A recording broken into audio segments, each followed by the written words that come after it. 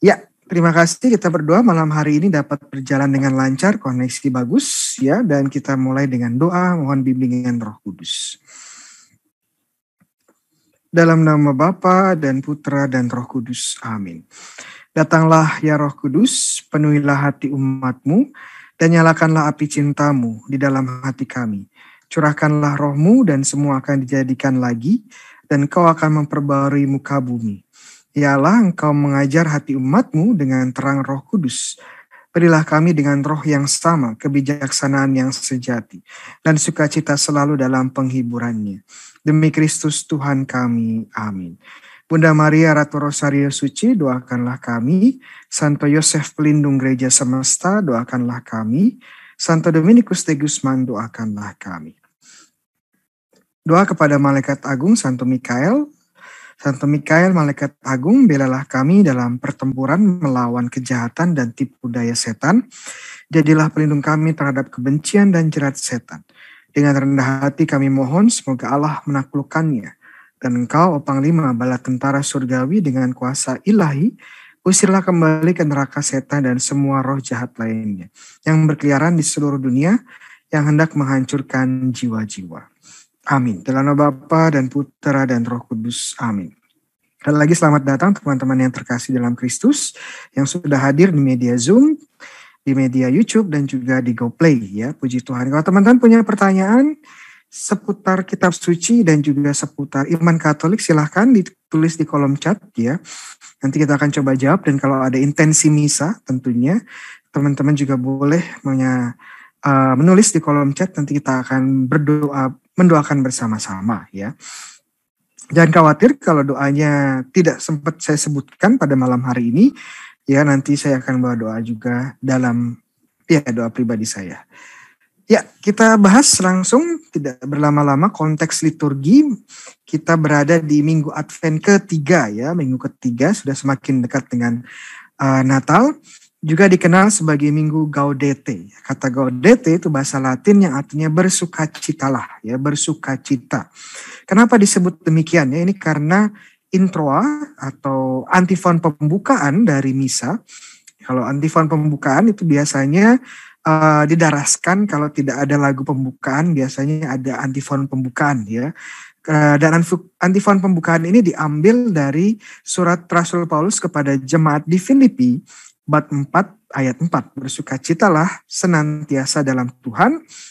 Sekali lagi kukatakan bersukacitalah. Dan ini sebenarnya adalah bacaan yang kita akan dengarkan di bacaan kedua nanti ya. Jadi karena antifon ini dan juga bacaan-bacaan yang akan kita dengarkan, temanya berbicara tentang sukacita, maka minggu ini menjadi minggu sukacita ya, atau Gaudete Sunday, minggu Gaudete. Dan memang kita akan temukan tema sukacita dalam bacaan-bacaan pada malam hari ini, atau yang kita akan dengarkan dalam misa kita. Warna liturgi adalah merah muda ya, biasanya Advent itu warnanya ungu, kemudian pada minggu ketiga menjadi merah muda ya, bukan pink ya. Merah muda atau warna mawar ya, melambangkan sukacita, melambangkan kegembiraan. Dan ini nanti saya akan jelaskan juga kenapa kok tema sukacita ini tiba-tiba muncul di tengah masa Advent ya. Oke.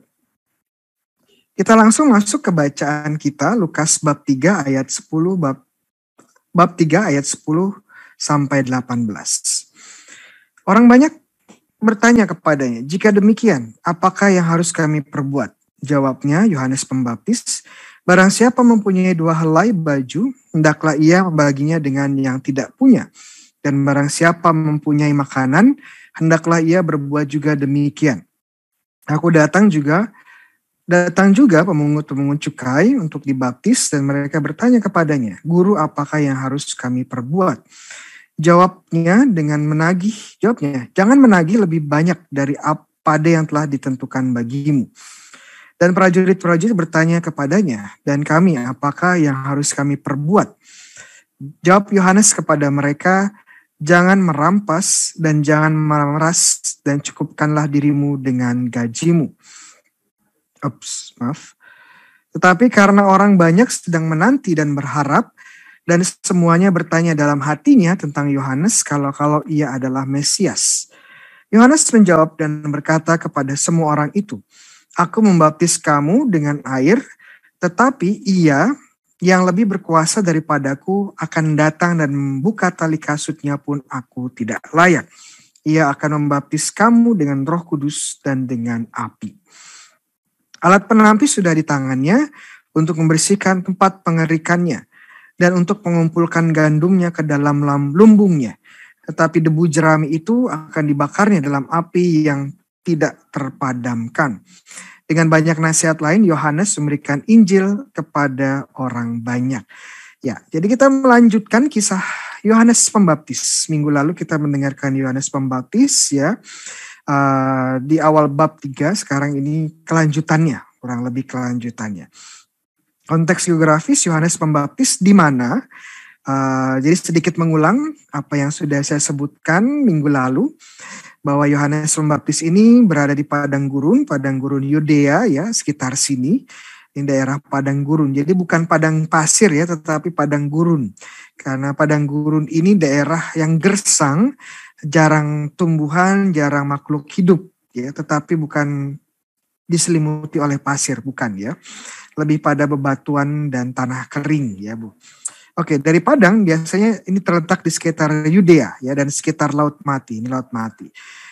Maka datanglah Yohanes ke seluruh daerah Yordan. Ya, jadi Yohanes ini memulai misinya atau bermisi mewartakan pertobatan dan kedatangan Mesias, kemudian membaptis orang-orang di sekitar Sungai Yordan ya, sekitar lembah Yordan, sekitar sini. Kenapa tempat ini yang menjadi pilihan dari Yohanes Pembaptis? Ya, ada dua hal, kalau teman-teman masih ingat minggu lalu kita sudah bahas. Pertama, secara simbolis ini adalah maknanya adalah Yohanes memulai Eksodus yang baru ya, keluaran yang baru. Seperti keluaran di perjanjian lama, bangsa Israel itu melalui dan melewati Laut Merah, begitu juga dalam Eksodus yang baru orang-orang dengan simbolis dibaptis di Sungai Yordan ya, menjadi simbol awal dari keluaran yang baru. Kemudian juga ini daerah yang cukup strategis ya. Kenapa? Karena ini merupakan jalur perjalanan bagi banyak orang. Ya, bagi banyak orang yang dari daerah utara di Galilea sebagai contoh ingin menuju Yudea kemudian berjalan ke Yerusalem. Mereka tidak akan melalui rata-rata, mereka tidak akan melewati daerah Samaria. Kenapa? Karena daerah Samaria ini orang-orang Samaria bermusuhan dengan orang-orang Yehuda atau orang-orang Yahudi ya. Sehingga mereka memilih jalur yang lebih aman, yaitu di daerah lembah Yordan ya, menelusuri Sungai Yordan dan kemudian naik ke Yeriko, dari Yeriko ke Yerusalem, yaitu jalurnya. Dan karena ini jalur yang cukup padat ya, jalur trafik ya, jalan tolnya gitu.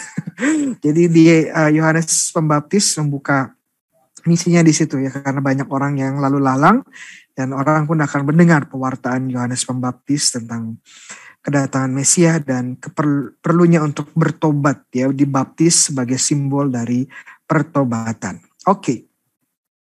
Kurang lebih itu di mana Yohanes Pembaptis ya. Ya, konteks literatur Lukas bab 3 ayat 10 sampai 18 ya. Hari Minggu Advent yang ketiga menampilkan Yohanes Pembaptis. Jadi minggu kedua dan ketiga itu selalu menampilkan Yohanes Pembaptis. Minggu pertama itu berbicara tentang akhir zaman, Advent pertama, Advent kedua dan ketiga berbicara tentang Yohanes Pembaptis ya. Lukas 3, 10-18 adalah salah satu materi yang unik di dalam Injil Lukas. Jadi materi ini tidak ditemukan di Injil-Injil yang lain. Yohanes Pembaptis tidak hanya menuntut pertobatan, tetapi dia juga memberikan beberapa instruksi khusus dan instruksi yang praktis ya. Jadi bagian Lukas 3, 10-18 yang tadi kita dengar, ini biasa disebut sebagai ajaran etika atau ajaran moral Yohanes Pembaptis. Bagaimana hidup di dalam pertobatan ya, bagaimana cara bertobat konkretnya seperti apa ya, setelah dibaptis apa yang mereka harus lakukan. Nah, ini yang hanya ada di Lukas ya. Mari kita lihat ajaran etika atau ajaran moral dari Yohanes Pembaptis untuk mempersiapkan kedatangan Mesias.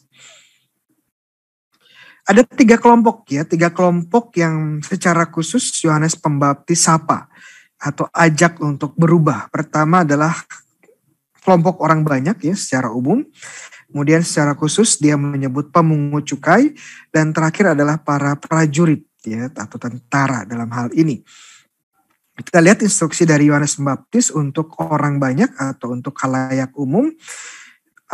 Instruksinya adalah untuk membagikan baju dan makanan. Jika mereka memiliki sesuatu yang lebih, seperti makanan, seperti pakaian, mereka akan diajak untuk membagikan ini kepada yang lebih membutuhkan. Ya, jadi ini ajakan untuk tindakan amal kasih. Dan tidak jauh dengan apa yang diajarkan Yesus ya sebenarnya ya. Ini yang sering disebut sebagai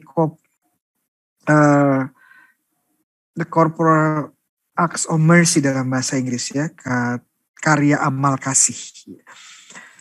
Jadi bukan suatu hal yang baru sebenarnya, karena ini juga diajarkan oleh Yohanes Pembaptis dan bahkan juga muncul di Perjanjian Lama. Ya. Tanda pertobatan adalah kemurahan hati, amal kasih. Kemudian untuk pemungut cukai, apa yang dikatakan oleh Yohanes Pembaptis untuk para pemungut cukai? Pertama, menagih apa yang telah ditentukan, ya, karena asas keadilan.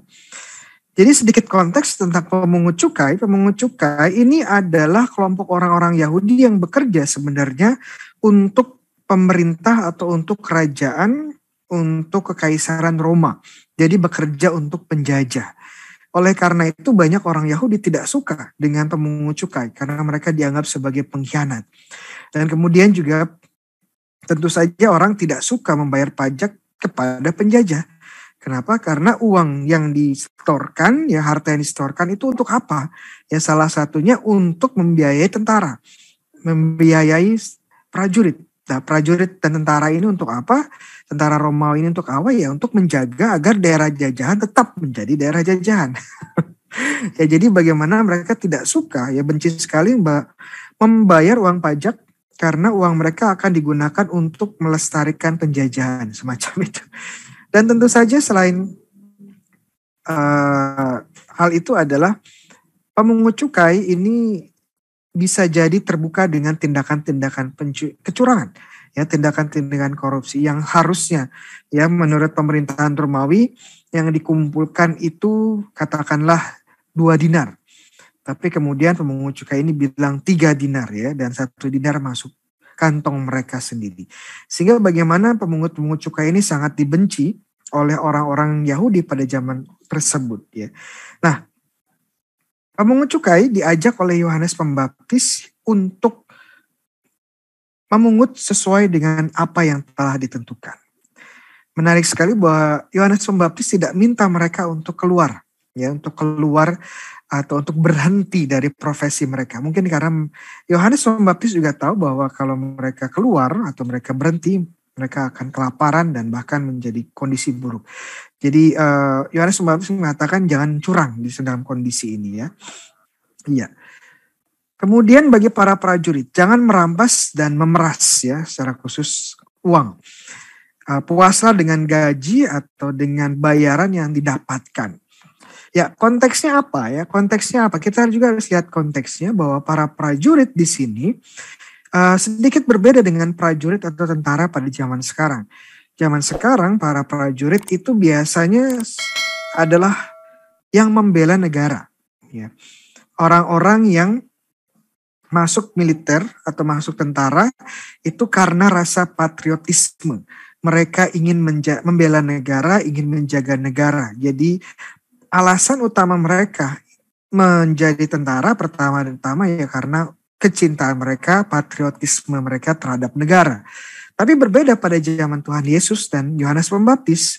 Pada zaman itu tentara, militer, prajurit itu bisa dibilang sebagai profesi yang bisa dibilang menguntungkan. Ya, siapa yang bisa membayar mereka, ya mereka akan ikut. itu. Jadi mereka tidak terikat oleh negara sebenarnya, tidak terikat oleh tanah airnya. Mereka lebih setia kepada mereka yang bisa membayar mereka.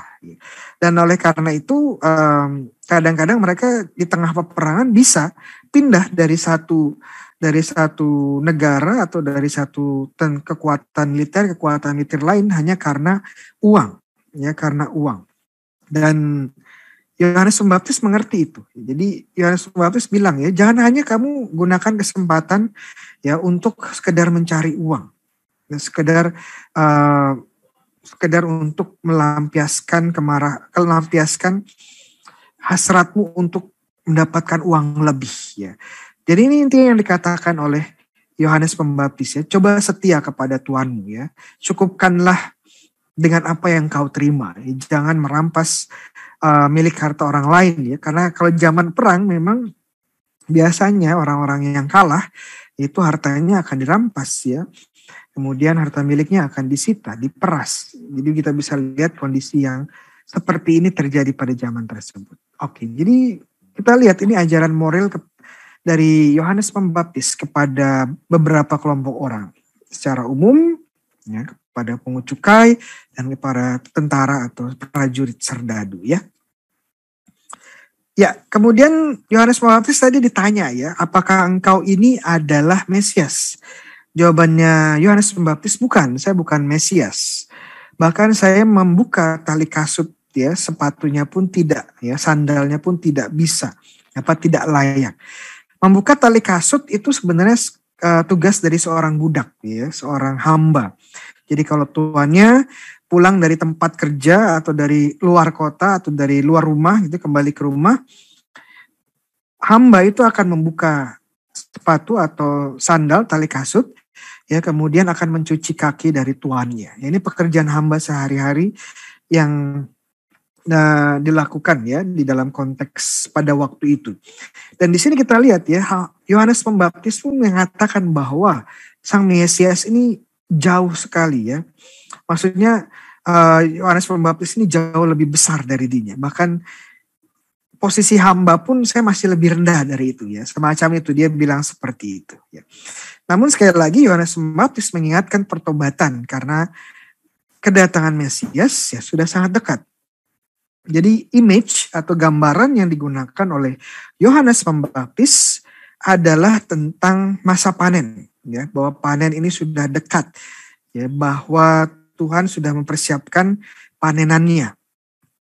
Yohanes menggunakan gambaran kuno tentang panen sebagai hari penghakiman. Dan gambaran seperti ini bukan hanya khusus di Yohanes Pembaptis, di Perjanjian Lama juga sering muncul. Bahkan di Mazmur pertama juga gambaran ini muncul ya. Jadi pada tahap terakhir, ya mungkin masalah kita banyak di antara kita hidup di kota ya. Sehingga kita tidak mengenal bagaimana proses panen dan pengolahan gandum. Mungkin di Indonesia kebanyakan juga makan padi ya. Mungkin dari daerah yang pedesaan yang terbiasa mengolah padi, tetapi sedikit berbeda mungkin dengan gandum ya. Kita di Indonesia tidak mengolah gandum kebanyakan ya. Jadi begini, di tahap terakhir panen gandum ya, gandum itu setelah diambil, dipanen, itu akan melalui proses di mana biji gandum itu akan dipisahkan ya, dipisahkan dari sekamnya atau dipisahkan dari kulit ari biji gandum tersebut ya. Mungkin sama dengan padi ya, kalau padi itu juga bagian berasnya itu, bagian padinya akan dipisahkan dari kulit arinya ya. Sama dengan gandum ya, gandum juga biji gandum juga akan dipisahkan dari kulit arinya atau dari sekam ya, dari debu jerami ini. Ya, pertama mereka akan melempar ya, menggunakan semacam alat ya yang disebut sebagai garpu tadi, mesin pengirik ya, dilempar ke udara ya, dilempar ke udara. Nanti biji yang lebih berat akan turun, sementara kulit ari atau sekam ini akan tertiup oleh debu ya, tertiup oleh angin dan pergi, sehingga yang tertinggal di bawah itu adalah biji gandum.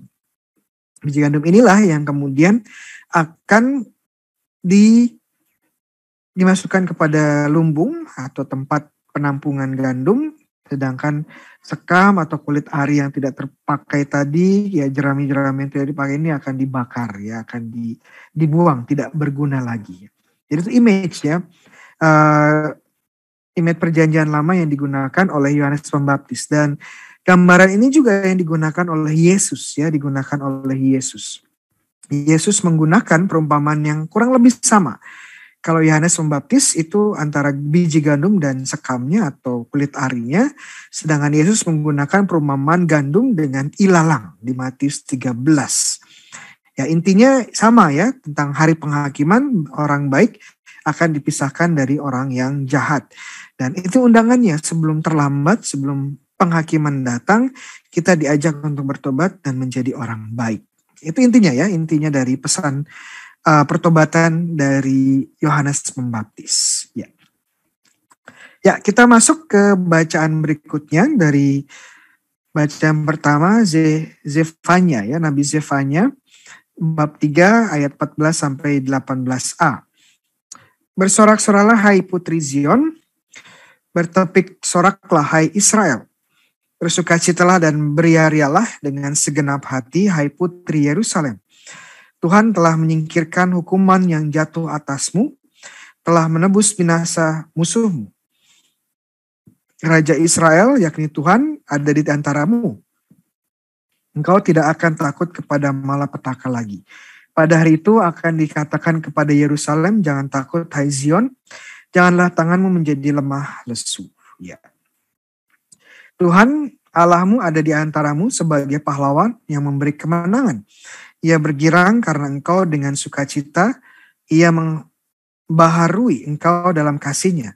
Ia bersorak-sorai karena engkau dengan sorak-sorai. Seperti pada hari pertemuan raya. Ya, konteksnya apa?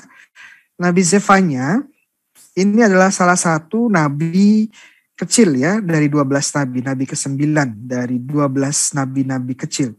Tentunya nabi kecil di sini bukan karena ukuran mereka kecil, bukan ya. Jadi ada 4 nabi besar, ada 12 nabi kecil, bukan karena ukuran tubuh mereka kecil atau besar, bukan. Tetapi berdasarkan ukuran, ya ukuran panjang bukunya. Nabi-nabi kecil secara khusus ya buku-buku mereka atau nubuat mereka relatif lebih pendek. Nabi besar relatif lebih panjang. Sebagai contoh Yesaya paling panjang ada 66 bab ya. Jadi kita bisa lihat itu alasannya nabi kecil atau nabi besar ya, bukan karena tubuh mereka kecil atau nabi besar. Ya. Zefanya menjalankan pelayanannya sekitar tahun 650 sampai 600 sebelum Masehi ya. Semasa pemerintahan Raja Yosia atau kerajaan ya, Raja Yosia ini kerajaan selatan. Kalau kita ingat sejarah bangsa Israel, ya setelah Daud adalah anaknya Salomo, dan setelah Salomo kerajaan Daud, kerajaan Israel yang terbagi 2, ya kerajaan utara 10 suku, kerajaan selatan 2 suku, ya dan kerajaan utara akhirnya juga melemah dan hancur pada tahun 721 sebelum Masehi, dan yang tersisa kerajaan selatan. Kerajaan selatan pun ini akan hancur ya pada tahun 587 sebelum Masehi oleh kerajaan Babel. Ini masa-masa kerajaan selatan, ya kerajaan utara sudah hancur pada zaman ini, tapi kita lihat apa yang terjadi. Ya periode ini adalah salah satu periode di mana penyembahan berhala besar-besaran ya tersebar luas di seluruh negeri, bahkan di dalam kota Yerusalem sendiri. Dan Zefanya menubuatkan penghakiman Tuhan karena bangsa Israel tidak bertobat yang akan datang kepada Israel penduduknya. Jadi kita lihat nubuat para nabi ya, para nabi ini sebenarnya bukan peramal ya. Nubuat para nabi pada dasarnya adalah mengajak bangsa Israel untuk bertobat dan kembali kepada Allah yang sejati, tidak menyembah berhala ya. Tetapi kalau mereka tetap berkeras hatinya, maka mereka akan menerima penghakiman. Yang menerima penghakiman. Dan ini menjadi tema pokok dari nabi-nabi. Nabi-nabi selalu membawa pesan untuk kembali kepada Tuhan, ya, mengkoreksi umatnya, kalau tidak akan terjadi penghakiman. Namun selain membawa pesan penghakiman, Zefanya juga menubuatkan bahwa bagi mereka sisa-sisa orang Israel yang setia, ya mereka akan mendapatkan keselamatan dan juga Tuhan akan datang kembali untuk memulihkan bangsa Israel, ya. Jadi kita lihat tema ini muncul selalu di para nabi, ya. Nah, para nabi akan mengajak pertobatan kepada bangsa Israel yang sesat, yang jalannya hidup dalam dosa, hidup dalam penyembahan berhala, kembali kepada Yahweh. Tetapi kalau mereka berkeras hati, mereka akan mendapatkan penghakiman. Namun ini bukan akhir dari segalanya, karena Tuhan pun akan mengembalikan, ya, akan mengembalikan bangsa Israel. Mereka akan kembali dan Tuhan akan hadir lagi di tengah-tengah mereka. Jadi tema utama dari para nabi, ya, tidak hanya Zefanya, ya. Yesaya berbicara seperti itu, Yeremia juga seperti itu, ya, Daniel dan lain-lainnya, ya. Ya, kalau kita kembali ke bacaan tadi, ya, nubuat Zefanya adalah mengajak untuk bersorak-sorailah hai putri Zion, ya. Siapakah putri Zion ini, ya, putri Zion? Zion atau Zion, ya, adalah nama kuno dari sebuah benteng di dalam Yerusalem. Ya, sebelum Daud datang dan menaklukkan Yerusalem, benteng ini sebenarnya sudah ada, ya. Dan kemudian setelah ditaklukkan oleh Daud, kota Yerusalem dan juga termasuk benteng ini, nama Zion ini kemudian menjadi nama lain dari kota Yerusalem. Ya, jadi nama Yerusalem, nama lain dari Yerusalem adalah Zion, ya. Jadi putri Zion adalah, ya, penduduk-penduduk dari kota Yerusalem, kurang lebih seperti itu. Putri Zion adalah personifikasi dari Yerusalem, dari penduduk Yerusalem. Kenapa putri Zion atau kota Yerusalem, ya, Israel secara umum harus bersorak-sorai? Karena penghakiman mereka telah dicabut. Ya, Tuhan sudah memberikan pengampunan. Ingat bahwa bangsa Israel, ya, Yerusalem ini akan dihukum, mendapatkan penghakiman karena berkeras hati. Tetapi penghukuman atau penghakimannya tidak akan berlangsung selama-lamanya. Penghakimannya akan mencapai titik berakhir, ya. Dan Tuhan akan memulihkan bangsa Israel dan ini adalah waktu untuk bersuka cita. Tuhan akan kembali, ya, dan memulihkan kehadiran Tuhan. Kalau kita baca sebagai contoh Yeskiel, waktu Yeskiel dalam penglihatannya dia melihat bagaimana Tuhan yang hadir di bait Allah ini kemudian pergi dari bait Allah, ya, karena bangsa Israel tidak lagi setia. Dan setelah Tuhan pergi, ya, kehadiran Tuhan pergi dari Yerusalem, ya, Sekinah ini pergi dari bait Allah, kemudian kota Yerusalem mendapatkan penghasilan dan hancur di tangan tentara Babel. Nah, Tuhan hadir kembali, ya, Tuhan hadir kembali, ya, dan Raja pun akan datang, Sang Mesias juga akan datang, ya. Jadi kita lihat ini kabar sukacita karena Tuhan akan memulihkan bangsa Israel, Tuhan akan memulihkan bangsa Israel yang baru secara khusus, ya, dan Tuhan hadir di tengah-tengah mereka dan Tuhan sebagai Sang Mesias juga akan memimpin mereka. Kurang lebih itu alasan kenapa bangsa Israel bersukacita, ya. Oke, kita akan memasuki bacaan ketiga kita yang dari surat Rasul Paulus kepada jemaat di Filipi, bab 4 ayat 4 sampai 7. Ya, saya minum air dulu. Oke. Bersukacitalah selalu, senantiasa dalam Tuhan. Sekali lagi katakan bersukacitalah.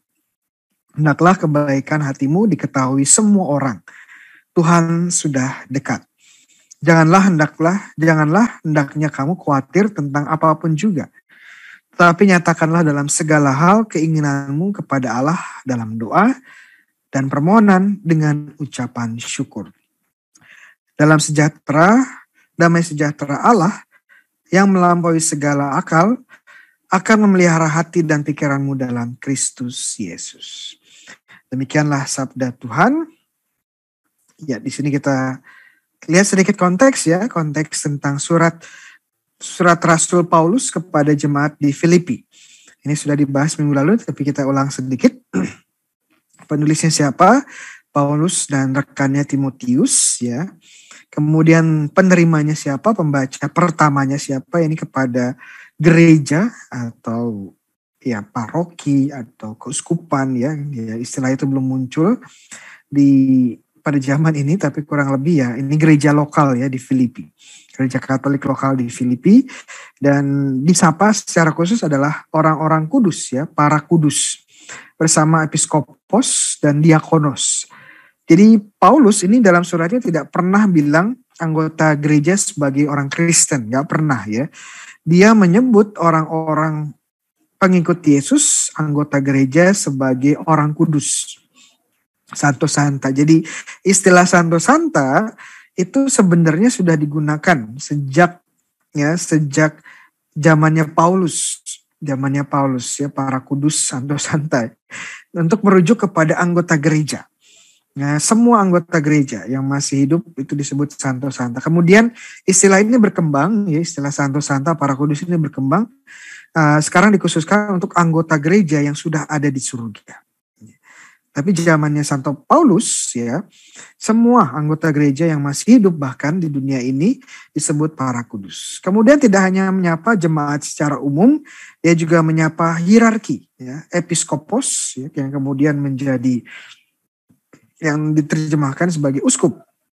Ya, uskup, episkopos itu menjadi artinya pengawas ya, supervisor semacam itu, overseer yang mengawasi, yang memelihara, yang menjaga, episkopos yang kemudian menjadi uskup ya. Dan diakon ya, yang pelayan. Ini gelar-gelar yang mulai berkembang ya, para hierarki yang pelan-pelan menjadi hierarki gereja. Tanggal dan tempat asal penulisan di kota Roma tahun 61 sampai 63 kurang lebih. Dan ini salah satu surat penjara dari Paulus. Ada ada 3 surat penjara Paulus, ada Filipi, ada Kolose dan Efesus ya. Nanti kita bahas kenapa disebut sebagai surat penjara ya. Kepada jemaat di Filipi, yang Filipi itu di Makedonia, di utaranya Yunani. Pesan tema utamanya adalah memberikan semangat, ya, ucapan syukur dan juga mengekspresikan sukacita. Makanya bersukacitalah selalu, ya, bersukacitalah selalu. Oke. Malam ini saya sedikit terangkan tentang surat penjara. Karena konteks ini menurut saya cukup penting untuk menjelaskan kenapa Paulus berbicara bersukacitalah selalu ya. Setelah mengikuti Kristus, kita tahu ya, Santo Paulus ini kan dulunya musuh gereja ya, dia yang mengejar-ngejar orang Katolik, yang mengejar-ngejar anggota gereja. Tapi kemudian dia bertobat setelah melihat Yesus. Namun setelah pertobatan ya menjadi rasul Kristus, hidupnya juga banyak kesulitan, banyak penderitaan, menghadapi berbagai kesulitan dan pencobaan. Bisa dilihat di 2 Korintus bab 11 ayat 26 kalau nggak salah ya, 24, 23 dan seterusnya. Paulus menyebutkan berbagai kesulitan yang dia alami saat mengikuti Yesus. Percobaan terakhir adalah ketika ia ditangkap dan diadili ya. Waktu dia kembali dari perjalanan misionarisnya ke kota Yerusalem ya, ditangkap oleh orang-orang Yahudi hendak dihabisi. Tapi kemudian berhasil diamankan oleh tentara Roma dan menyadari bahwa Paulus ini adalah warga Romawi ya, warga negara Romawi, sehingga dia diperlakukan dengan baik oleh tentara Roma. Namun bukan berarti persidangannya berhenti karena orang-orang Yahudi terus menekan pemerintah Roma untuk menghukum, untuk menghabisi Paulus. Oleh karena itu Paulus pun akhirnya naik banding ke Kaisar. Pada waktu itu yang menjadi hakim agung ya, pengadilan banding tertinggi itu ya Kaisar, karena Kaisar itu tidak hanya raja tapi juga hakim agung ya. Ya, permasalahannya adalah yang menjadi Kaisar itu adalah seorang yang bernama Nero ya. Dan Nero ini adalah salah satu Kaisar yang cukup gila ya. Cukup gila. Nah, salah satu tindakan yang terkenal tentunya adalah waktu dia membakar kota Roma. yang kemudian menyalahkan gereja, ya, sehingga terjadi persekusi massal, pembantaian massal terhadap gereja pada zaman ini, ya. Nah, dia dibawa ke Roma, Paulus dibawa ke Roma menunggu pengadilan terakhir banding di depan Kaisar Nero, dan di sana dia menjadi tahanan rumah, ya, tahanan rumah. Kita lihat ya, masa depannya tidak begitu baik, ya, masa depannya suram karena ya yang mengadili adalah Nero. Meskipun dia sedang menghadapi masa-masa sulit dan masa depan yang suram, Paulus tetap melanjutkan pelayanannya dan menulis beberapa surat seperti kepada jemaat di Filipi. Dan kita lihat tadi tema yang diangkat di Filipi adalah bersukacita. Kita bisa bayangkan bagaimana Paulus yang dalam kondisi sulit, di penjara, dirantai, ya, menghadapi kematian dan eksekusi, dia tetap mengajak jemaat di Filipi untuk bersuka cita. Ini luar biasa sekali, ya, ini luar biasa sekali. Ya, kalau kita dalam kondisi seperti ini, kita bisa berduka cita. Paulus bersuka cita. Rahasianya apa? Nanti kita lihat, ya. Saya suka dengan gambar ini karena kurang lebih cukup akurat. Bahwa di kota Roma, dia adalah tahanan rumah, dia dirantai, ya, dia dirantai dan ada penjaga serdadu Romawi yang menjaga dia 24 jam. Ya, tetapi sebagai tahanan rumah dia bisa menerima tamu, dia masih bisa menulis surat, ya, menulis surat. Sehingga dia terus melaksanakan karya pewartaannya di kota Roma. Dan tentu saja ini sangat menarik, ya, bagaimana dia tidak pernah menggunakan setiap kesempatan yang ada untuk memuliakan Tuhan, untuk mewartakan Injil. Dan tentu saja mungkin salah satu dari beberapa serdadu yang menjaga dia tentu akan mendengar pewartaannya, ya. Dan siapa tahu akhirnya dari beberapa dari mereka pun akhirnya dibaptis dan menjadi anggota gereja, ya. Iya.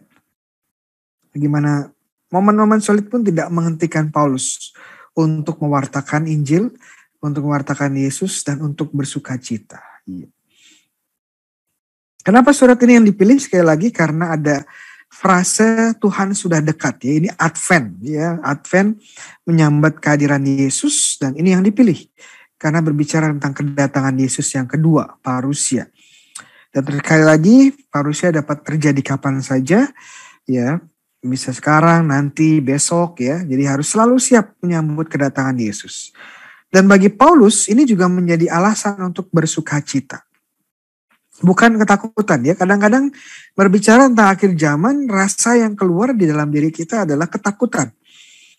Ya, tapi bagi Paulus seharusnya yang keluar dalam diri kita adalah sukacita. Kenapa demikian? Ya wajar sih kenapa kita takut, ya karena gambaran tentang akhir zaman itu biasanya berbicara tentang berbagai bencana alam, tentang perang, tentang bencana, ya. Tentu saja ini menghadirkan rasa takut, ya. Tapi Paulus bilang, ya, jangan takut, ya. Jangan takut. Kenapa? Karena kita adalah orang-orang yang diselamatkan.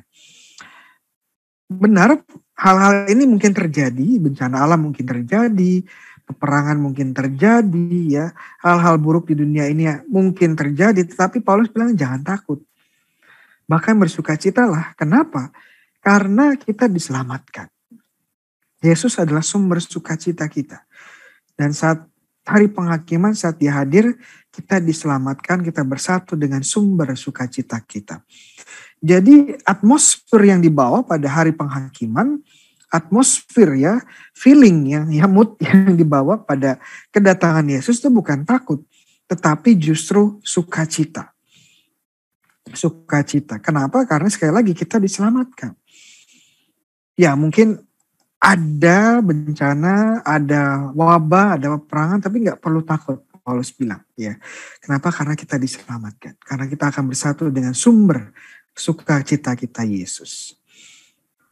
Oke, apa sih rahasia sukacita dari Paulus, ya, di tengah-tengah berbagai hal yang buruk terjadi di dalam dirinya, kok dia bisa bersukacita, ya? Bersukacitalah senantiasa. Ada dua hal yang diajak oleh Santo Paulus, ya. Pertama adalah jangan khawatir tentang apapun. Dan ini sangat baik, ya, nasihatnya. Kata khawatir itu bahasa Yunaninya merimnao ya. Merimnao itu berhubungan dengan pikiran, dengan ingatan. Jadi hal-hal yang selalu ada di pikiran kita, selalu yang ada di memori dan ingatan kita ya. Dan kalau kita yang hadir selalu dalam pikiran kita adalah hal-hal duniawi, hal-hal yang menyangkut dunia ini akan menjadi kekhawatiran kita.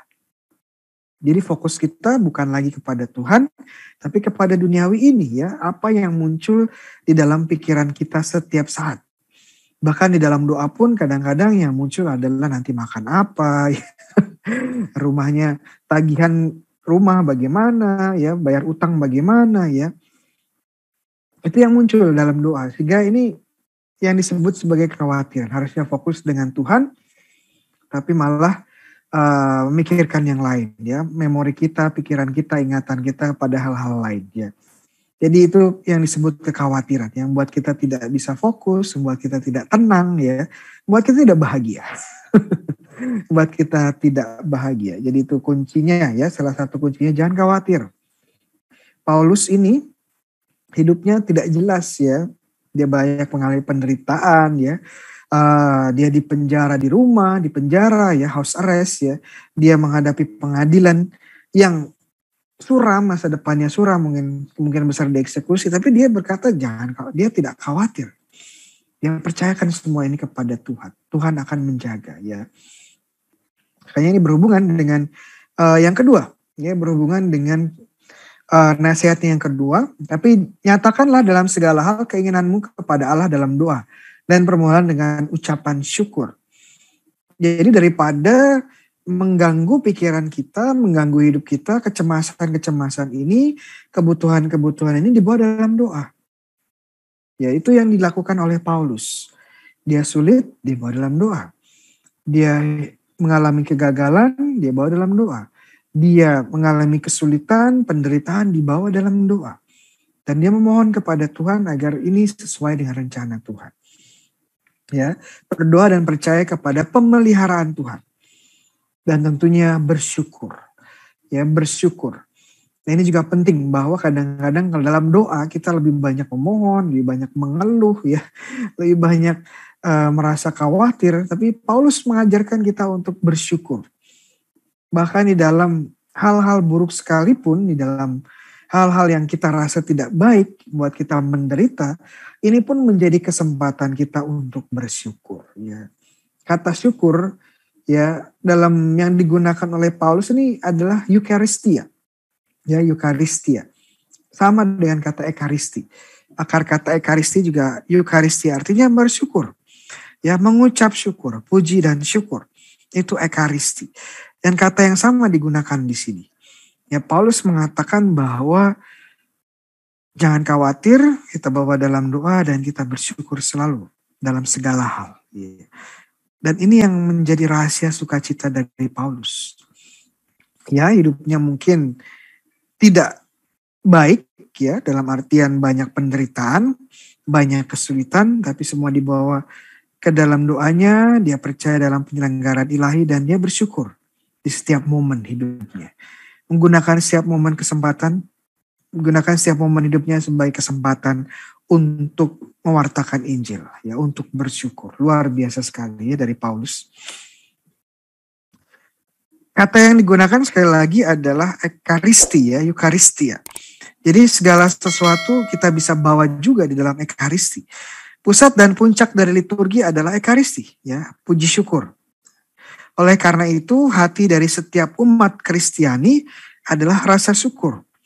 Dan kalau kita mampu bersyukur selalu, rasa syukur ini akan mengalirkan, ya, mengalirlah sukacita.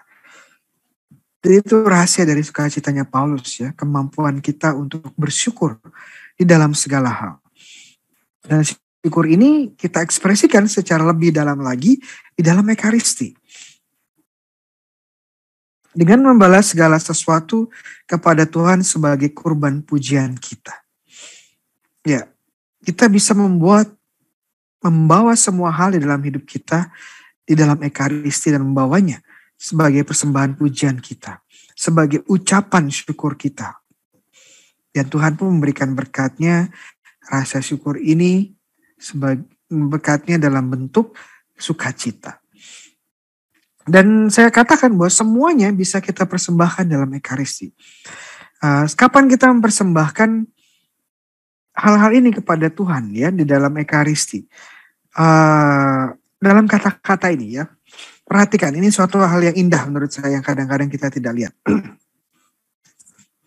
Berdoalah saudara-saudari, ini bagian awal persembahan, dialog persembahan.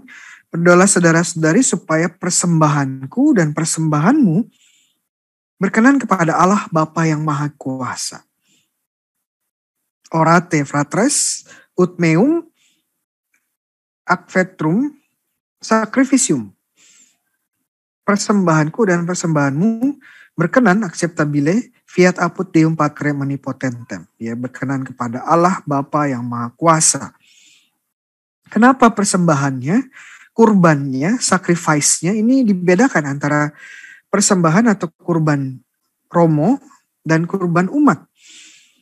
Bukan, kenapa nggak cukup mengatakan persembahan kita bersama, kurban kita bersama?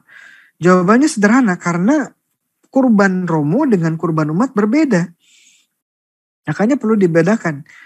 Kurban yang dipersembahkan oleh imam, oleh saya sebagai contoh saat mengadakan misa, adalah tubuh dan darah Kristus.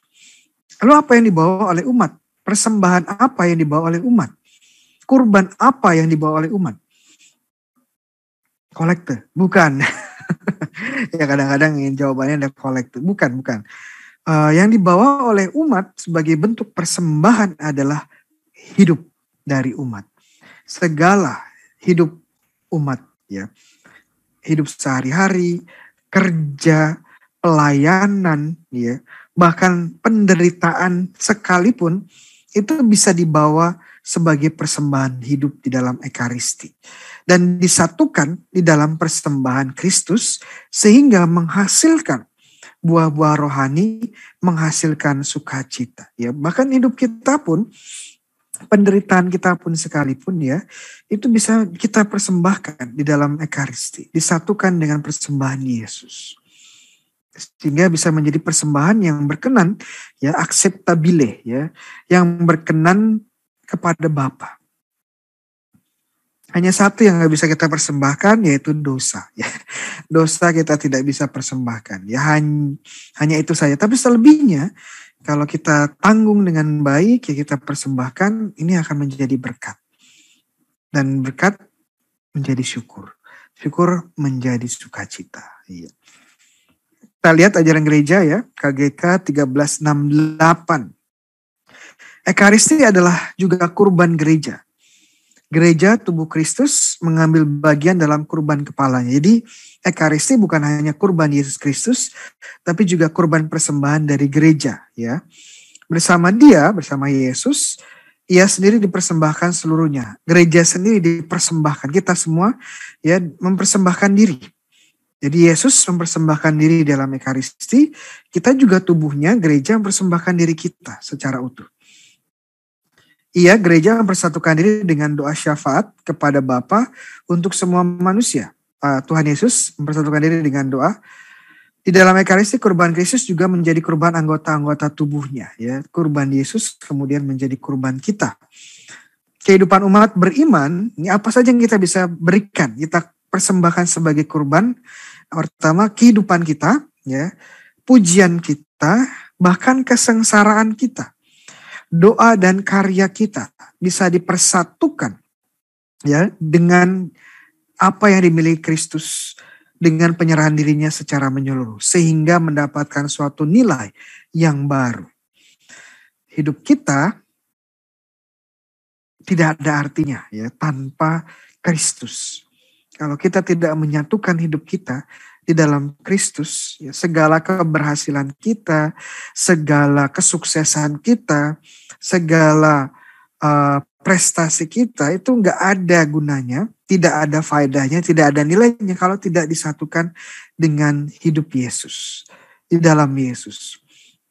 Dan bahkan penderitaan kita, sakit kita, ya, kesulitan kita, kalau kita satukan dengan Yesus dalam Ekaristi, ini akan mendapatkan nilai yang baru.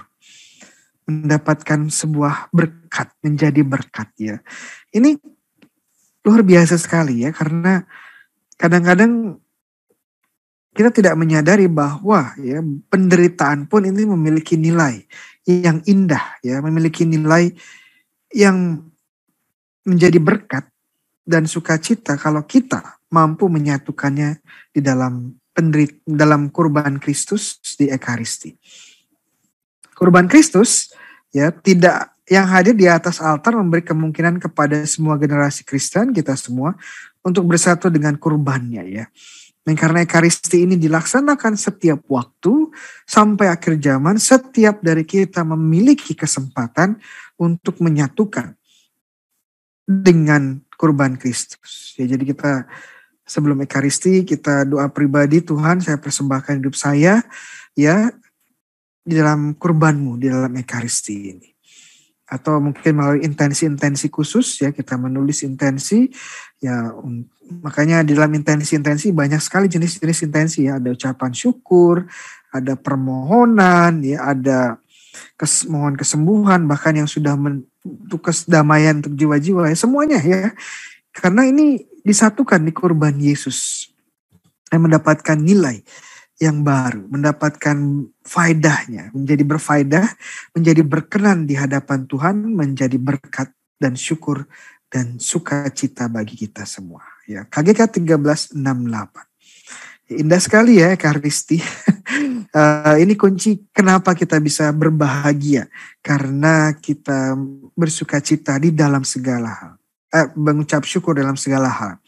Jangan khawatir ya, kita persembahkan semua dalam doa di dalam Ekaristi. Dalam rangka penggalangan dana untuk para frater ya, para frater, formasi para frater Dominikan, kebetulan saya juga formatornya ya, sebagai bagian dari penggalangan dana para frater ini membuat agenda ya, agenda Dominikan 2022 untuk tahun depan. Jadi ini agenda saku sebenarnya. Ukuran praktis bisa disaku ya, daftar bacaan misa harian ya, kemudian peringatan dan hari raya gerejawi, peringatan dan daftar orang kudus Dominikan. Ya, secara khusus kalau ingin mengenal para kudus Dominikan cukup banyak ya, ada 60, kurang lebih 60 santo-santa, ratusan beato-beata ya. Kemudian hari libur nasional, kemudian ada space khusus untuk catatan singkat setiap harinya. Ya, kalau ingin mencatat ini hari ulang tahun apa, hari ini ada jadwal apa, ya bisa dicatat di situ. 30.000 saja. Hasil penjualan akan digunakan untuk pembinaan para frater OP ya. Edisi terbatas ya, kita hanya cetak ya satu cetak saja ya, cetakannya sekali saja. Jadi bisa kontak Frater Marco Silain OP, WA-nya 0896 13175312 ya. Kalau tidak hafal nggak apa-apa, bisa kontak ke Paroki Redemptor Mundi atau melalui Tokopedia ya. Tokopedia diketik saja agenda Dominikan 2020 langsung keluar, dan saya rekomendasikan lewat Tokopedia.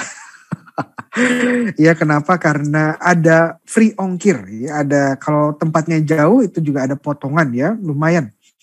16.000, 20.000 ya. Jadi ini bisa dipakai, bisa digunakan promo-promo yang ada. Tentunya ini bukan buat saya, ya, ini untuk para frater, untuk pembinaan mereka ya. Dan teman-teman juga dengan membenih agenda ini berpartisipasi dalam pembinaan frater-frater Dominikan ya. Puji Tuhan. Ya.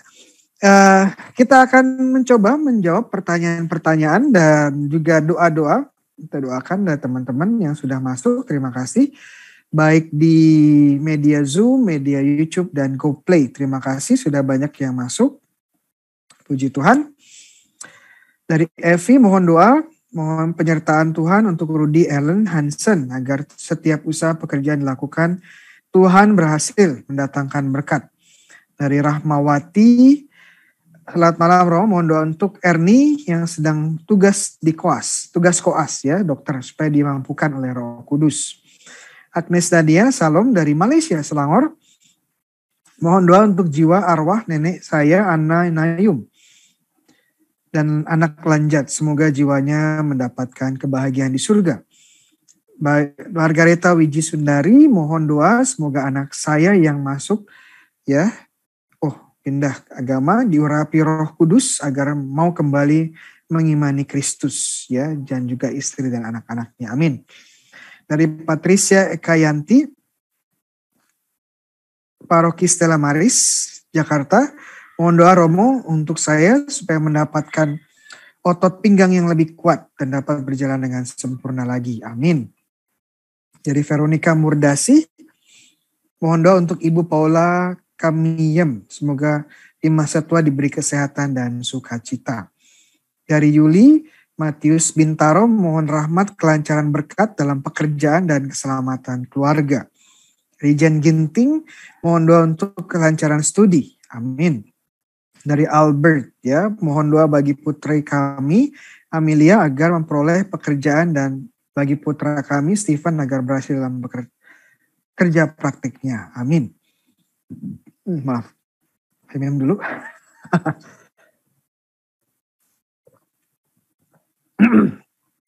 Ya, dari Yulianti, mohon doa agar saya disembuhkan dari sakit yang saya alami, dibebaskan dari kuasa jahat. Amin. Rutik Endari, selamat malam Romo, mohon doa untuk Nito Evi agar dipantaskan mendapatkan berkat kelulusan dalam seleksi CPNS ya, semoga lulus, semoga berhasil. Antonia Raharjo, Tuhan kami mohon belas kasih menganugerahkan keturunan kepada Agung dan Ratih. Amin. Dari Francisca Billy ya, selamat malam Romo, mohon doanya bagi adik saya Lambertus Labu mau Jawa yang telah dipanggil Tuhan hari Kamis. Oh ya, turut berduka cita, semoga lancar proses penguburan dan juga diterima di sisi Tuhan. Fabi Meta, mohon doa dukungan, semoga Tuhan memberkati usaha dapat berjalan dengan lancar ya. Dari Natali Utami, mengucap syukur atas ulang tahun paroki kami HTBSPM Bandung yang ke-38. Semoga dalam perlindungan Bunda Maria. Tetap semangat berbela rasa pada sesama yang membutuhkan. Amin. Oke, dari Alex Prayono, Paroki Santo Yusuf, pekerja Mertoyudan, ya, selamat malam dari Magelang, Mertoyudan. Mohon dijelaskan dan ciri-cirinya misa Natal yang ada 4 waktu. Waduh. Ya, perbedaannya misa Natal tidak banyak ya. Yang membedakan adalah bacaannya, ya, bacaannya. Bacaan malam Natal itu berbeda dengan bacaan pada hari Natalnya, ya, tanggal 24 malam. Itu berbeda dengan hari Natal, pagi dan sore juga berbeda ya. Tetapi secara ritus atau secara urutan misa itu tidak banyak perubahan ya, tidak banyak perubahan. Jadi seperti misa agung yang hari Minggu sebenarnya ya, ada bacaan. Ritus tambahannya biasanya adalah pemberkatan dari gua atau kandang domba. Dan kemudian peletakan dari patung bayi Yesus ya. Itu biasanya kemudian lagu kemuliaan mulai dinyanyikan lagi. Tidak banyak perubahan ya, tidak banyak perubahan warna liturgi putih. Yang membedakan adalah bacaannya ya, bacaan malam Vigil tanggal 24 dengan hari Natal 25 pagi dan 25 sore berbeda ya. Walaupun tidak berbeda, sehingga apakah kita sudah melaksanakan kewajiban kita kalau kita sudah mengikuti misa Natal, kalau kita sudah mengikuti 24 malam, apakah kita perlu ikut lagi 25 pagi ya? Jawabannya sebenarnya kalau kita sudah mengikuti 24 itu tidak perlu lagi ya. Kita sudah memenuhi kewajiban kita untuk mengikuti ya misa Natal ya, hari raya Natal. Jadi tidak perlu ikut tanggal 25. Tetapi ya kalau mau ikut boleh. dan baik sekali, ya baik sekali. Kita ikut misa itu bukan karena kita dipaksa, bukan karena kewajiban, karena kita cinta kepada Tuhan Yesus ya. Kita bersyukur ya. Kalau kita bisa bersyukur, tidak hanya sekali ya, tapi 2 kali, 3 kali ya, lebih baik lagi ya. Namun di sisi lain juga kita harus mengingat bahwa masa pandemi ini karena masih ada keterbatasan, mungkin tidak semua bisa mengikuti misa 24 dan 25 ya, karena ada pembatasan ya. Jadi kita lihat kembali kepada paroki masing-masing. Tapi secara inti menurut Hukum Gereja seperti itu. Oke, jadi tidak ada perubahan besar ya secara liturgis. Berbeda dengan liturgi malam Paskah ya, ini lebih kompleks. Tapi malam Natal tidak ada perubahan liturgis yang signifikan. Kemudian dari Bab Antonio Raharjo dari paroki Cicadas ya. Mohon doa ya. Ya, ini dari paroki asal saya dari Cicadas Bandung. Oke. Agustinus Saputra mohon doa kesembuhan untuk Mama Nyomi Nyok ya, semoga Tuhan memberikan berkat karunia kesembuhan dari penyakit kankernya ya. Semangat sembuh. Dari Jan Ginting pertanyaan, apa yang menjadi ketidakakuran orang Samaria dengan orang Yahudi? Apakah bersifat politik? Apakah ada pengikut Yohanes Pembaptis pengikut Yesus? Ya, saya sudah bahas juga di Bible study sebelumnya. Jadi ini kembali dalam sejarah yang cukup panjang. Seperti yang saya ceritakan bahwa bangsa Israel setelah zamannya Salomo terbagi dua. Antara kerajaan utara 10 suku dan kerajaan selatan 2 suku Yehuda secara khusus ya. Kerajaan utara itu ditaklukkan oleh kerajaan Assyria, Asyur. Dan bagian dari kebijakan dari Assyria ini adalah mendeportasi 10 suku Israel, kerajaan utara, dan kemudian menempatkan bangsa-bangsa lain untuk tinggal di daerah kerajaan utara. Kerajaan utara itu yang tadi di Samaria tadi ya. Kenapa disebut Samaria? Karena ibu kota dari kerajaan utara pada waktu itu adalah namanya Samaria. Sehingga terjadilah pernikahan campur antara bangsa-bangsa yang datang ke Samaria dengan suku-suku Israel yang masih tinggal di Samaria. Oleh karena itu bangsa Yehuda tidak melihat orang Samaria pada zamannya Tuhan Yesus sebagai orang Yahudi, karena mereka melihat mereka ini campuran antara bangsa-bangsa dan 10 suku Israel yang menetap di situ. Mereka tidak mengakui ya orang Samaria sebagai bagian dari agama mereka, sebagai suku Yahudi, sebagai bangsa Israel. Namun orang Samaria ya, karena merasa mereka juga adalah bagian dari 10 suku Israel, yang mereka mengklaim mereka adalah bangsa Israel yang sejati. Ya. Sehingga terjadi tensi pertikaian ini. Jadi kita lihat isunya sangat kompleks. Apakah orang Samaria masih ada zaman sekarang? Jawabannya masih ada, tapi sangat-sangat sedikit ya. Sangat-sangat sedikit. Mungkin tidak nyampe 1.000 orang ya kalau saya terakhir cek ya. Sangat-sangat sedikit. Oke. Itu konteksnya. Apakah ada pengikut Yohanes Pembaptis? Apakah ada pengikut Yohanes Pembaptis mengikuti Yesus? Jawabannya ada. Kalau kita baca Injil Yohanes, ada 2 murid Yohanes Pembaptis yang akhirnya ikut Yesus. Namanya adalah yang pertama Andreas, dan satu lagi kemungkinan besar adalah Yohanes, anak Zebedeus ya. Jadi kalau baca Yohanes 1 awal kisah Yesus ya, Yohanes menunjuk bahwa ini adalah anak domba Allah. Kemudian ada murid-murid Yohanes Pembaptis yang kemudian ikut Yesus. Ya, silahkan dicek ya. Dari Harja Wisata, Selamat malam Roh, mohon bantuan doa untuk kedua anak saya, Alvin dan Anton, agar mendapatkan tempat kerja yang baru. Ya, terima kasih. Ya, Paroki Cijantung, Jakarta. Dari Sulistiawan, dalam Injil Lukas malam ini keturunan bludak ini merujuk siapa ya? Ya. Jadi kata-kata ini sebenarnya tidak muncul di Injil hari ini ya. Itu bagian dari Injil Injil Lukas yang tidak dibacakan dalam liturgi. Yesus datang untuk membaptis dengan roh dan api. Ya, lalu apa maknanya bahwa Yesus datang untuk membaptis dengan roh kudus dan api? Kita lihat dulu ya apa yang dimaksud dengan beludak ini ya. Kita lihat Injil Lukas bab 3. Ya.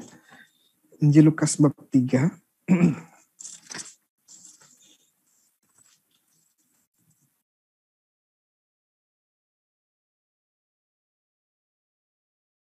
Ayat 7, lalu ia berkata kepada orang-orang banyak datang kepadanya untuk dibaptis, katanya, hai kamu keturunan orang ular beludak, ya siapakah yang mengatakan kepada kamu supaya melarikan diri dari murka yang akan datang. Ya kalau kita lihat ular beludak ini ya merujuk kepada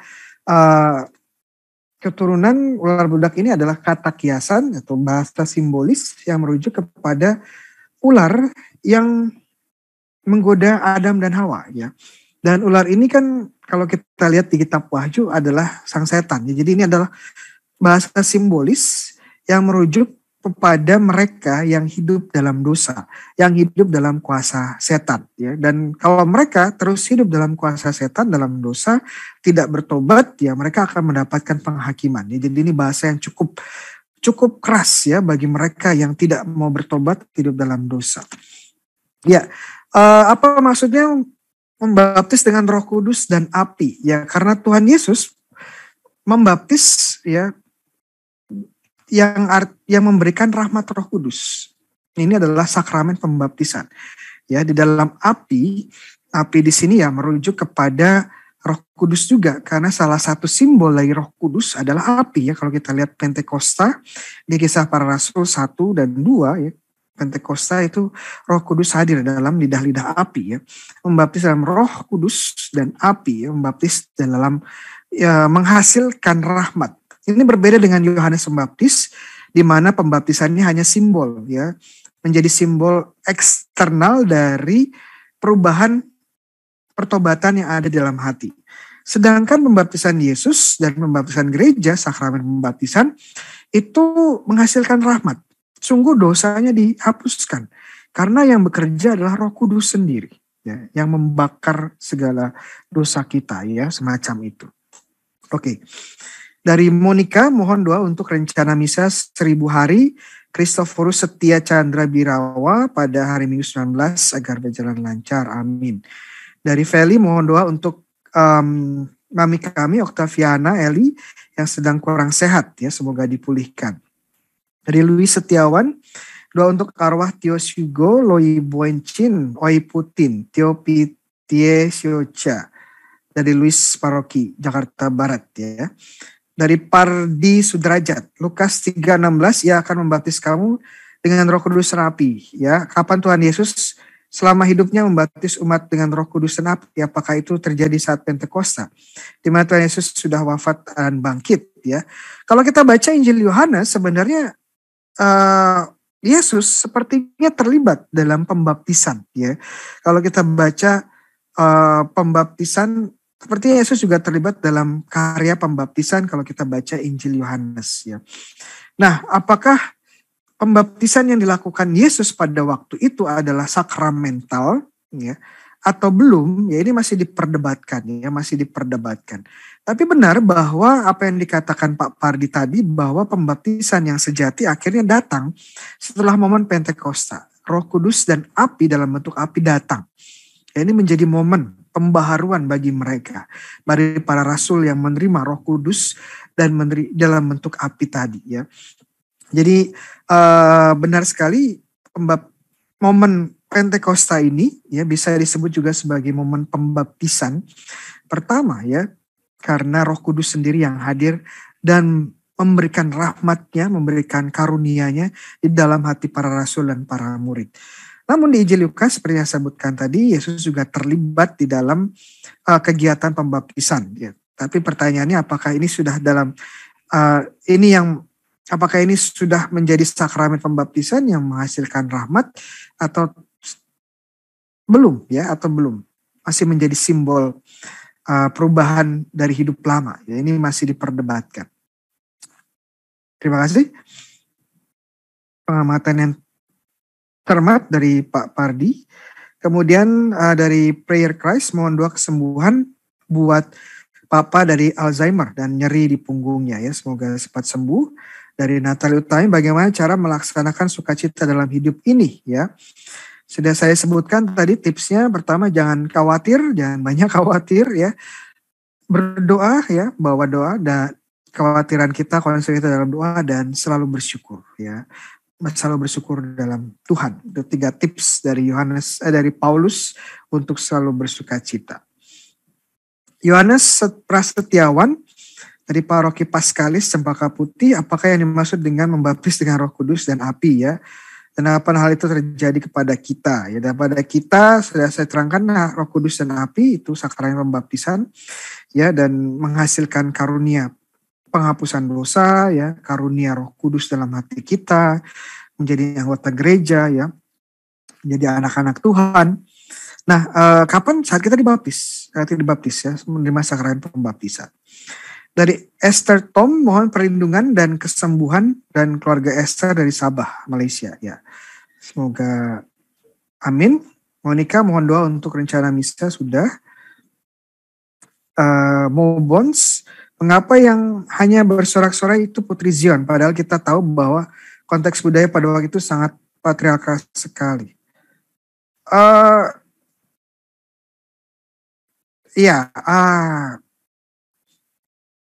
Tidak juga sih ya. Kalau kita lihat kondisi, kalau kita lihat kitab suci, ya kitab suci secara umum, apalagi kitab Kejadian, manusia, pria dan wanita itu diciptakan sejajar ya. Walaupun wanita dan pria martabatnya sama-sama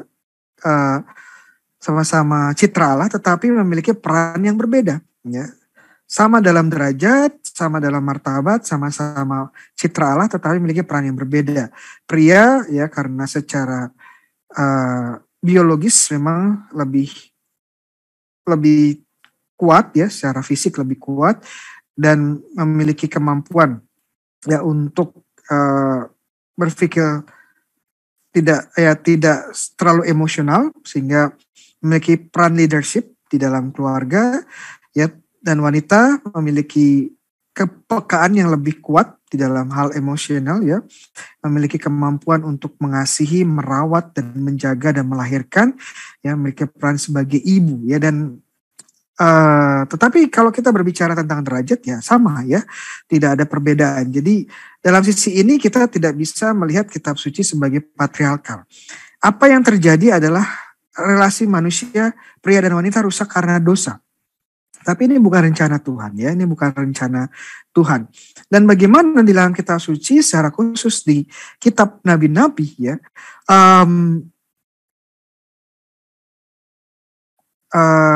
Yerusalem, Israel itu seringkali digambarkan sebagai sosok wanita.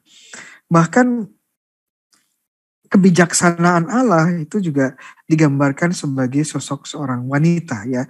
Jadi memang ada sisi-sisi patriarkal. Patriarkal itu artinya peran pria dominan ya, dan wanita yang didominasi ya. Tetapi kalau kita lihat di kitab suci secara khusus ya, ini bukan rencana Allah. Ini terjadi karena dosa. Dan buktinya apa ya, kita lihat di kitab Kejadian. Dan ini sangat menarik ya, bahwa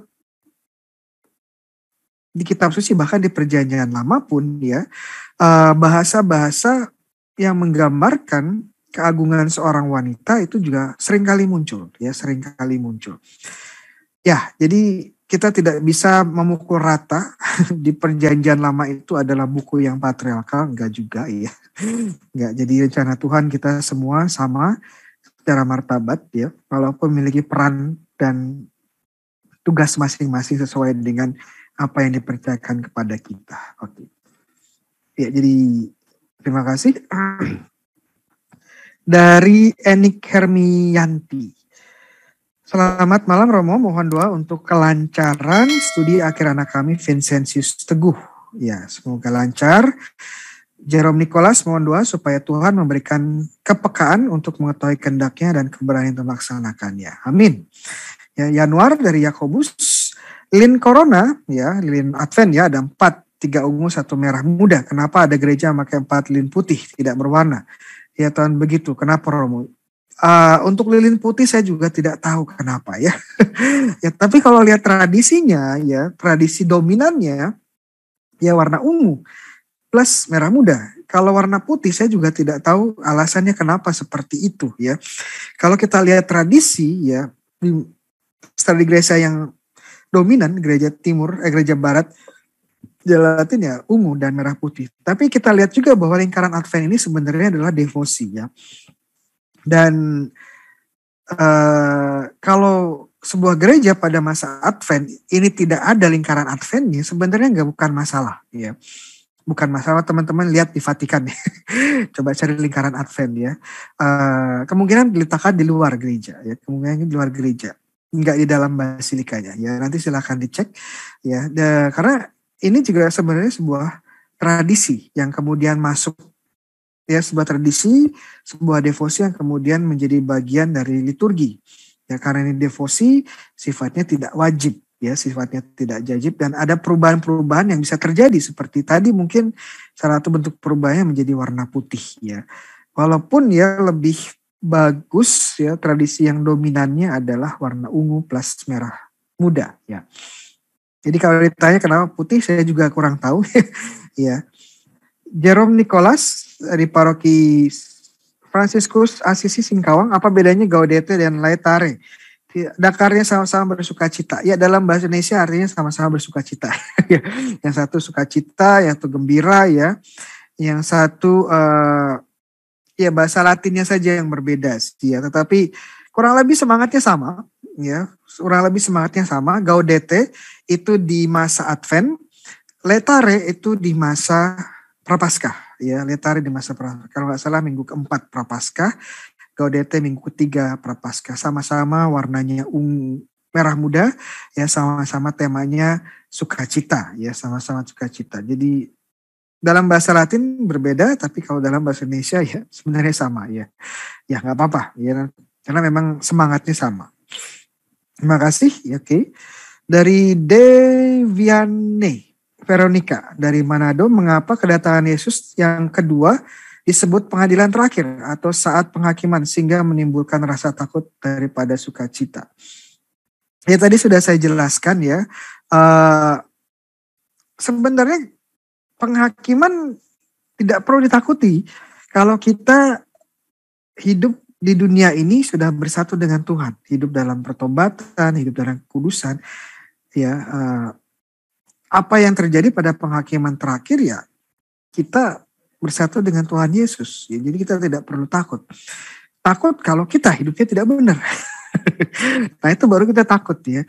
Kalau kita hidup dalam dosa, hidup dalam permusuhan dengan Tuhan, hidup seenaknya saja di dunia, maka gambaran pengadilan terakhir ini akan menakutkan. Nah makanya ada orang-orang yang karena terbiasa hidup dalam dosa, jauh dari Tuhan, bilang pengadilan terakhir tidak ada. Ya. Karena mereka tidak ingin takut. Dia tidak ingin ditakut-takuti dalam tanda petik. Sebenarnya yang menakut-takuti ya mereka sendiri ya. Karena mereka tidak mau berubah. Ya, tidak mau hidup bersatu dengan Tuhan sekarang. Bagi kita yang sudah hidup di dalam Tuhan, tidak perlu takut, bahkan bersukacita. Karena saat penghakiman terakhir, sukacitalah yang kita akan dapatkan. Ya. Jadi itu konteksnya, kita tidak perlu takut kalau kita memang sudah hidup di dalam Tuhan. Bahkan bersukacita. Erwin Sugianto di Jalan Rasul Paulus mengirim surat itu menggunakan melalui apa? Ya, menggunakan kantor pos Pak. Enggak. Zaman dahulu itu memang belum ada sistem kantor pos seperti sekarang ya. Kurir itu biasanya menggunakan sistem kurir atau sistem pos itu hanya terjadi kurir yang memiliki sistem kurir itu pertama ya militer.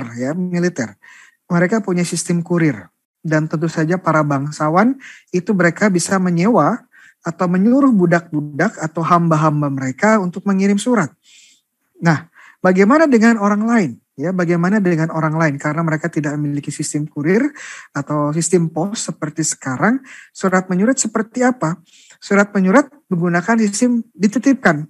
Jadi kalau ada teman mereka, ya ada pedagang atau teman mereka yang akan mengadakan perjalanan ke sebuah kota, maka mereka akan menitipkan surat itu, ya surat itu, sehingga surat ini dibawa oleh yang melakukan perjalanan ini, dan kemudian akan dibalas suratnya dibalas dan akan dibawa lagi oleh orang yang sama yang akan kembali ke kota yang sama, ya kota asal.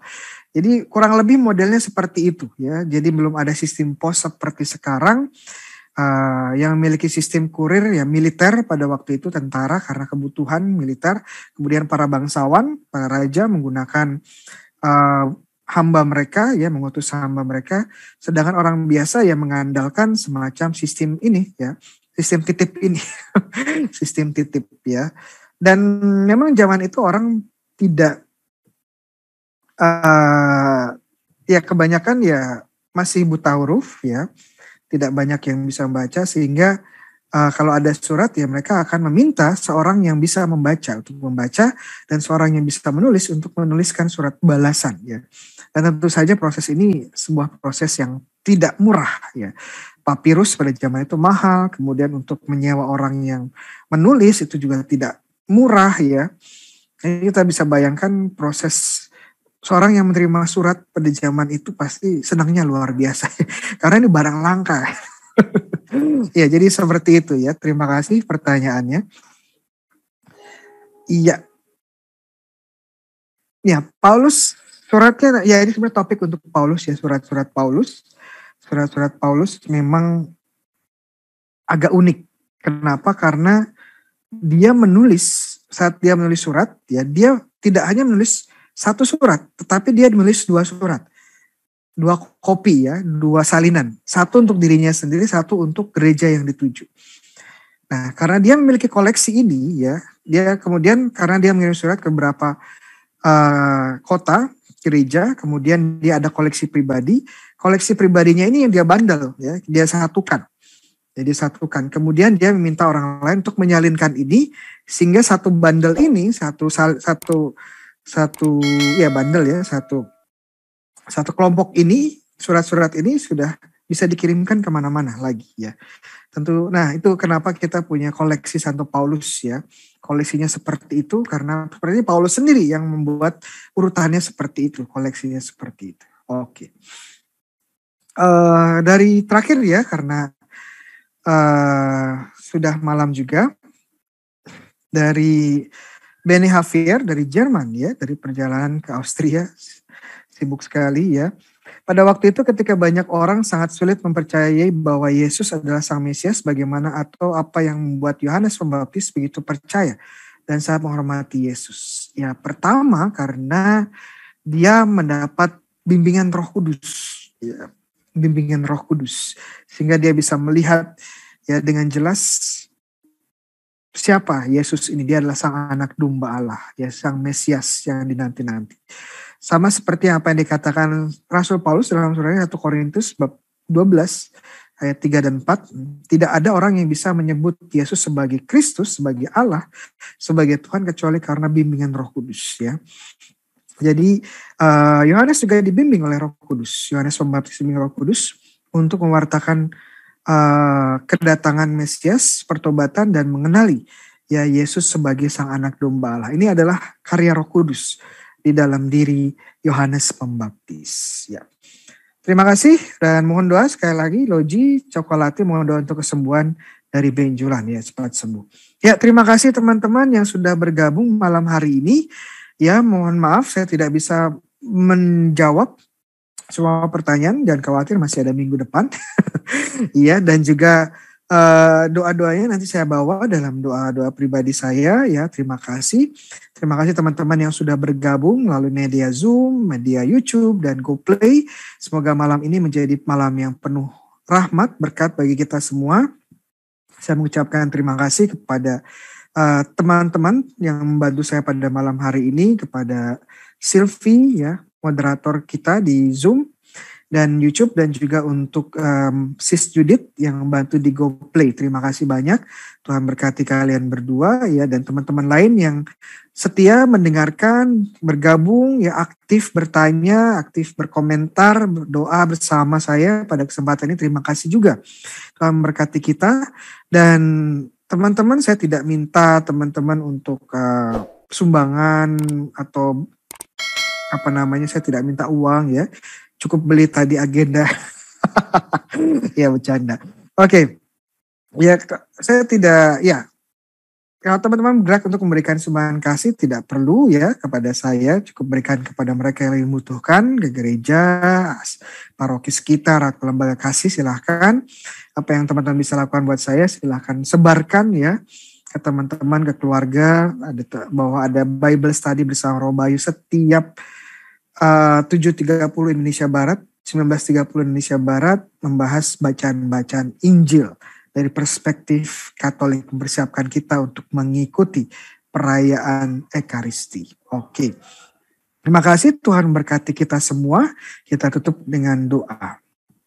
Dalam nama Bapa dan Putra dan Roh Kudus. Amin.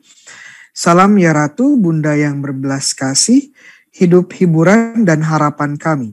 Kami semua memanjatkan permohonan, kami amat susah, mengeluh, mengesah dalam lembah duka ini. Ya Ibunda, ya pelindung kami, limpahkanlah kasih sayang-Mu yang besar kepada kami. Dan Yesus, Putra-Mu yang terpuji itu, semoga Kau tunjukkan kepada kami. O Ratu, O Ibu, O Maria, Bunda Kristus. Doakanlah kami ya Santa Bunda Allah, supaya kami dapat menikmati janji-janji Kristus. Tuhan bersamamu. Semoga Allah yang Maha Kuasa berkati, melindungi, menyembuhkan kita sekalian, Bapa, Putra, dan Roh Kudus. Amin. Selamat malam semuanya, Tuhan berkati.